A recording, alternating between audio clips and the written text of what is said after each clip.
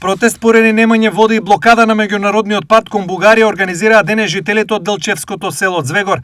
Блокадата започна од 15 и траеше до 16 часот, кога не беше дозволено движење на секаков вид на патнички и товарни возила. Жителите се огорчени поради фактот што веќе 2 години немаат водоводен систем и за вода се сноѓаат индивидуално. Имавме наш селски водовод, го изградивме со наши раце и пари, а општината на ни го одзеде и уништи без да ни го направи најавениот нов водоснабдителен систем. Згора на ова, плативме и за приклучок и водомери, кои не се инсталирани, и објаснуваат ситуацијата жителите.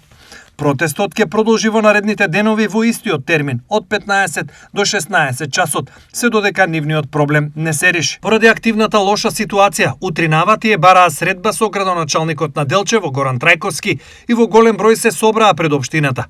До средба не дојде бидејќи Трајковски во тој период не беше во општината.